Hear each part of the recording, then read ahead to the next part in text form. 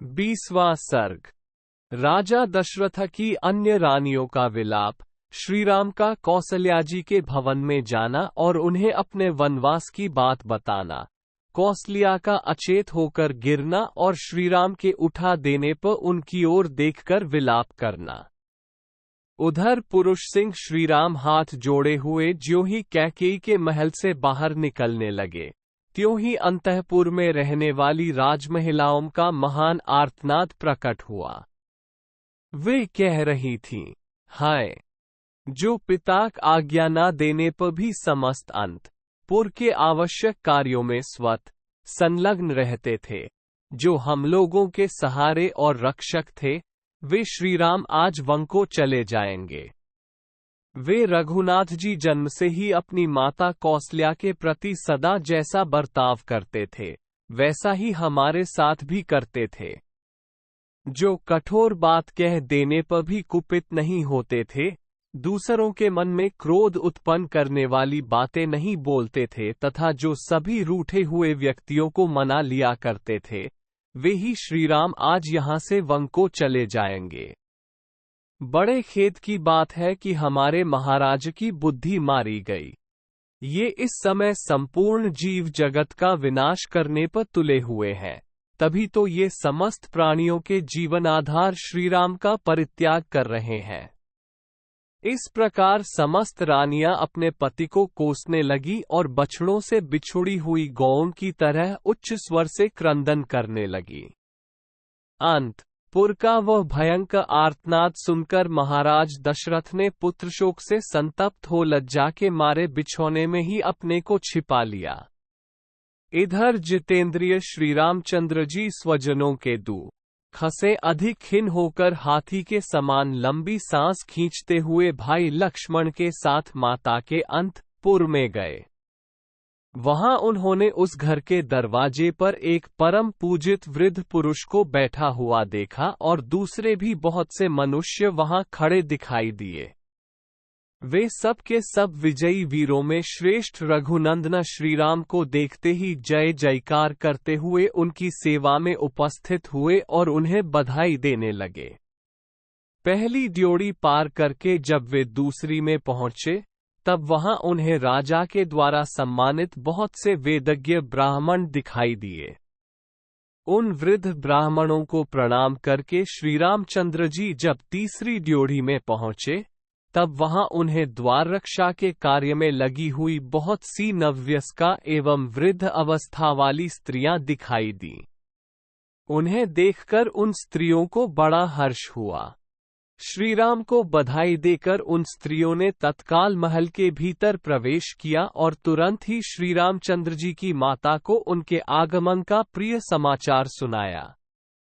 उस समय देवी कौसल्या पुत्र की मंगल कामना से रात भर जागकर सबेरे एकाग्रचित हो भगवान विष्णु की पूजा कर रही थीं। वे रेशमी वस्त्र पहनकर बड़ी प्रसन्नता के साथ निरंतर व्रतपरायण होकर मंगलकृत्य पूर्ण करने के पश्चात मंत्रोच्चारण पूर्वक उस समय अग्नि में आहुति दे रही थीं। उसी समय श्रीराम ने माता के शुभ अंतपुर में प्रवेश करके वहां माता को देखा। वे अग्नि में हवन करा रही थीं। रघुनंदन ने देखा तो वहां देव कार्य के लिए बहुत सी सामग्री संग्रह करके रखी हुई है। दही, अक्षत, घी, मोदक, हविष्य, धान का लावा, सफेद माला, खीर, खिचड़ी, समिधा और भरे हुए कलश, ये सब वहां दृष्टिगोचर हुए। उत्तम कांति वाली माता कौसल्या सफेद रंग की रेशमी साड़ी पहने हुए थीं। वे व्रत के अनुष्ठान से दुर्बल हो गई थीं और इष्टदेवता का तर्पण कर रही थीं। इस अवस्था में श्रीराम ने उन्हें देखा। माता का आनंद बढ़ाने वाले प्रिय पुत्र को बहुत देर के बाद सामने उपस्थित देख कौसल्या देवी बड़े हर्ष में भरकर उसकी ओर चली, मानो कोई घोड़ी अपने बछेड़े को देखकर बड़े हर्ष से उसके पास आई हो।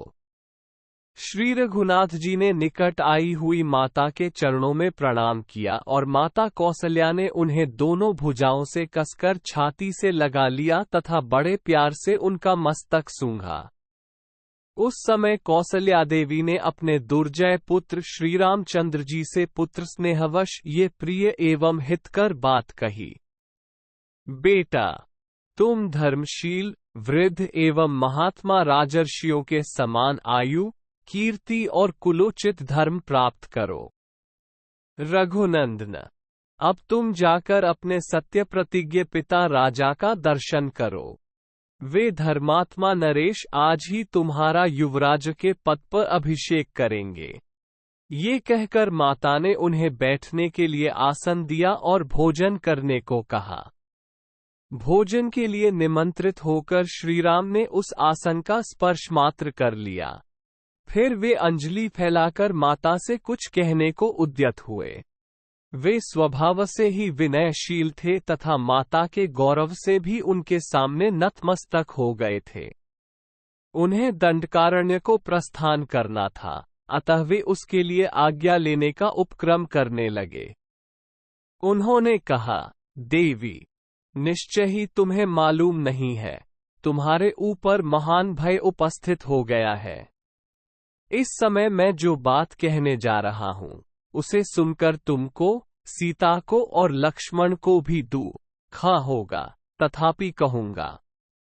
अब तो मैं दंडकारण्य में जाऊंगा, अतः ऐसे बहुमूल्य आसन की मुझे क्या आवश्यकता है। अब मेरे लिए ये कुश की चटाई पर बैठने का समय आया है। मैं राजभोग्य वस्तु का त्याग करके मुनि की भांति कंद, मूल और फलों से जीवन निर्वाह करता हुआ 14 वर्षों तक निर्जन वन में निवास करूंगा। महाराज युवराज का पद भरत को दे रहे हैं और मुझे तपस्वी बनाकर दंडकारण्य में भेज रहे हैं। अतः 14 वर्षों तक निर्जन वन में रहूंगा और जंगल में सुलभ होने वाले वलकल आदि को धारण करके फल मूल के आहार से ही जीवन निर्वाह करता रहूंगा। यह अप्रिय बात सुनकर वन में फरसे से काटी हुई शाल वृक्ष की शाखा के समान कौसल्या देवी सहसा पृथ्वी पर गिर पड़ी, मानो स्वर्ग से कोई देवाडगना भूतलप आ गिरी हो। जिन्होंने जीवन में कभी दुख नहीं देखा था, जो दुख भोगने के योग्य थी ही नहीं, उन्हीं माता कौसल्या को कटी हुई कदली की भांति अचेत अवस्था में भूमि पर पड़ी देख श्रीराम ने हाथ का सहारा देकर उठाया। जैसे कोई घोड़ी पहले बड़ा भारी बोझ ढो चुकी हो और थकावट दूर करने के लिए धरती पर लोट-पोट कर उठी हो, उसी तरह उठी हुई कौसल्या जी के समस्त अंगों में धूल लिपट गई थी और वे अत्यंत दीन दशा को पहुंच गई थी। उस अवस्था में श्रीराम ने अपने हाथ से उनके अंगों की धूल पोंछी।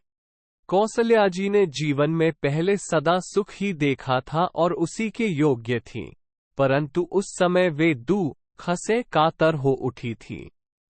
उन्होंने लक्ष्मण के सुनते हुए अपने पास बैठे पुरुष सिंह श्रीराम से इस प्रकार कहा, बेटा रघुनंदन, यदि तुम्हारा जन्म न हुआ होता तो मुझे इस एक ही बात का शोक रहता। आज जो मुझ पर इतना भारी दुख आ पड़ा है, इसे वंध्या होने पर मुझे नहीं देखना पड़ता। बेटा, वंध्या को एक मानसिक शोक होता है। उसके मन में ये संताप बना रहता है कि मुझे कोई संतान नहीं है, इसके सिवा दूसरा कोई दुख उसे नहीं होता। बेटा राम, पति के प्रभुत्व काल में एक ज्येष्ठ पत्नी को जो कल्याण या सुख प्राप्त होना चाहिए, वो मुझे पहले कभी नहीं देखने को मिला। सोचती थी, पुत्र के राज्य में मैं सब सुख देख लूंगी और इसी आशा से मैं अब तक जीती रही। बड़ी रानी होकर भी मुझे अपनी बातों से हृदय को विदीर्ण कर देने वाली छोटी सौतों के बहुत से अप्रिय वचन सुनने पड़ेंगे। स्त्रियों के लिए इससे बढ़कर महान दुख और क्या होगा।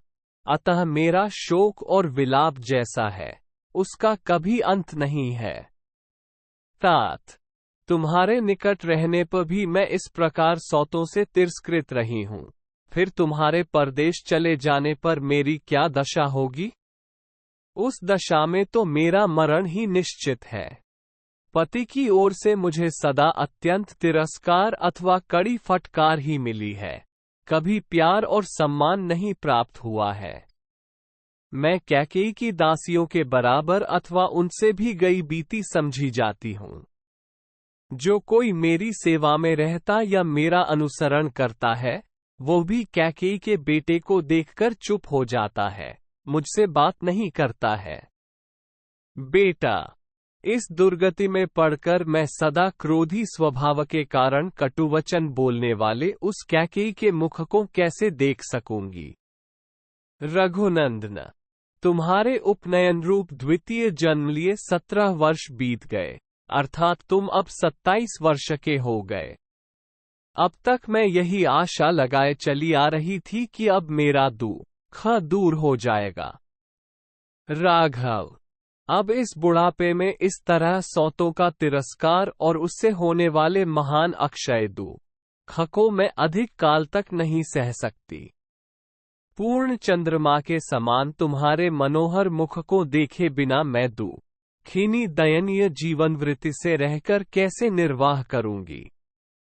बेटा, यदि तुझे इस देश से निकल ही जाना है तो मुझ भाग्यहीना ने बारंबार उपवास, देवताओं का ध्यान तथा बहुत से परिश्रमजनक उपाय करके व्यर्थ ही तुम्हारा इतने कष्ट से पालन पोषण किया है। मैं समझती हूँ कि निश्चय ही यह मेरा हृदय बड़ा कठोर है, जो तुम्हारे बिछोह की बात सुनकर भी वर्षाकाल के नूतन जल के प्रवाह से टकराए हुए महानदी के कगार की भांति फट नहीं जाता है। निश्चय ही मेरे लिए कहीं मौत नहीं है, यमराज के घर में भी मेरे लिए जगह नहीं है। तभी तो जैसे किसी रोती हुई मृगी को सिंह जबरदस्ती उठा ले जाता है, उसी प्रकार यमराज मुझे आज ही उठा ले जाना नहीं चाहता है। अवश्य ही मेरा कठोर हृदय लोहे का बना हुआ है, जो पृथ्वी पर पड़ने पर भी न तो फटता है और न टूक टूक हो जाता है। इसी दुख से व्याप्त हुए इस शरीर के भी टुकड़े टुकड़े नहीं हो जाते हैं। निश्चय ही मृत्युकाल आए बिना किसी का मरण नहीं होता है। सबसे अधिक दुख की बात तो ये है कि पुत्र के सुख के लिए मेरे द्वारा किए गए व्रत, दान और संयम सब व्यर्थ हो गए। मैंने संतान की हित कामना से जो तप किया है, वो भी ऊसर में बोए हुए बीज की भांति निष्फल हो गया। यदि कोई मनुष्य भारी दुख से पीड़ित हो असमय में भी अपनी इच्छा के अनुसार मृत्यु पा सके, तो मैं तुम्हारे बिना अपने बछड़े से बिछुड़ी हुई गाय की भांति आज ही यमराज की सभा में चली जाऊं। चंद्रमा के समान मनोहर मुख कांति वाले श्री राम, यदि मेरी मृत्यु नहीं होती है तो तुम्हारे बिना यहाँ व्यर्थ कुत्सित जीवन क्यों बिताऊं? बेटा, जैसे गौ दुर्बल होने पर भी अपने बछड़े के लोभ से उसके पीछे पीछे चली जाती है, उसी प्रकार मैं भी तुम्हारे साथ ही वन को चली चलूंगी। आने वाले भारी दुख को सहने में असमर्थ हो महान संकट का विचार करके सत्य के ध्यान में बंधे हुए अपने पुत्र श्री रघुनाथ जी की ओर देखकर माता कौसल्या उस समय बहुत विलाप करने लगी, मानो कोई किन्नरी अपने पुत्र को बंधन में पड़ा हुआ देखकर बिलख रही हो। इत्यार्षे श्रीमद् रामायणे वाल्मीकीये आदिकाव्ये अयोध्या कांडे 20 सर्ग। इस प्रकार श्री वाल्मीकि निर्मित आर्ष रामायण आदिकाव्य के अयोध्या कांड में 20वां सर्ग पूरा हुआ।